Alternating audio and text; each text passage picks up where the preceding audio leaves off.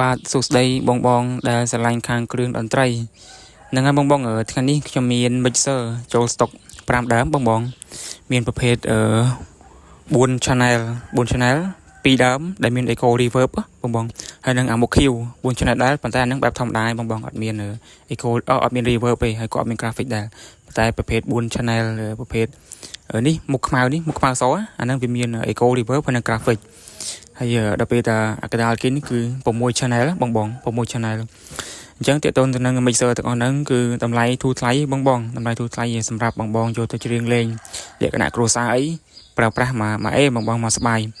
ហើយមួយទៀតនោះគឺតើតើទៅនឹង mixer ដែលចូលវគ្គនេះគឺសំឡេងរបស់វា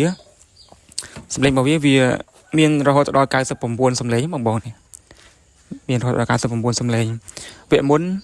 តា16សំឡេងឯងប៉ុន្តែលើកនេះគឺ99ណាបង99 AM មាន3ដើមបងមាន3ដើម4 channel 2ដើមហើយនឹង6 channel នោះមួយដើមនេះគឺតម្លៃរបស់វាតា55រៀលទេបង55រៀលដល់ពេលតែ6 channel នោះ6 channel នេះ60រៀលហើយ4 channel មុខខៀវនោះ38រៀលបង38រៀលអញ្ចឹងតើតត្រង់សេវាគឺគិតទៅតាមចិត្តឆ្ងាយបងគិតតាមចិត្តឆ្ងាយចឹងបើសិនជាបងមានតម្រូវការអាចតាក់ទងបងប្អូនបានបងអរគុណ